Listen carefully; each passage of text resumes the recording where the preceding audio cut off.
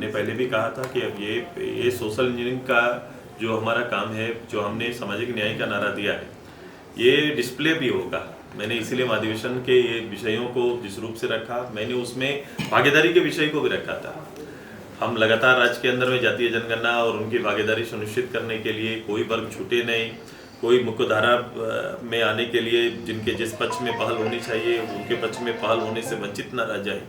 इन सारी चीज़ों का ख्याल करते हुए हम सभी लोग अभी होमवर्क कर रहे हैं कि जो सामाजिक चेहरा होगा, जिस रूप से समाज का प्रतिनिधित्व आना चाहिए, वो आपको दिखेगा। मैं फाइनल टीम जो हमारी बन के उभरेगी, जिन जिन बातों को मैंने कहा है, बिल्कुल उसी स्वरूप में हमारा आने वाला पूरा पार्टी का फीचर्स जो आएगा वो दिखाई देगा आपको।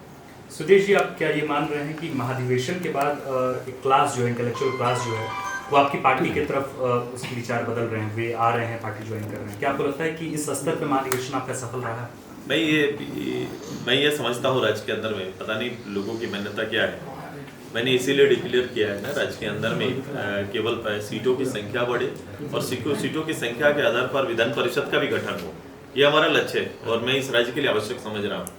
तो राज्य में काम करने के लिए केवल एक पॉलिटिकल अनुभव का ही होना या पॉलिटिकल वोट के चुनाव से जीत के आने वाला ही व्यक्ति सक्षम होगा और उन्हीं से नेतृत्व होगा, ऐसा हो नहीं है। इसलिए ज़्यादा जरूरी है कि अलग अलग सेक्टर में काम करने वाले, सेवा देने वाले, योगदान देने वाले भी समाज के बारे में बेहतर सोचते हैं।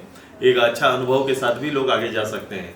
तो इस राज्य की आवश्यकता है कि बौद्धिक रूप से या फिर भी प्रैक्टिकली लंबे समय तक किसी क्षेत्र में सेवा करने वाले लोग भी इस राज्य का नेतृत्व दे सके, इसलिए वो आवश्यक है और मैंने उसको बल दिया। दादा, 2-3 पॉलिटिकल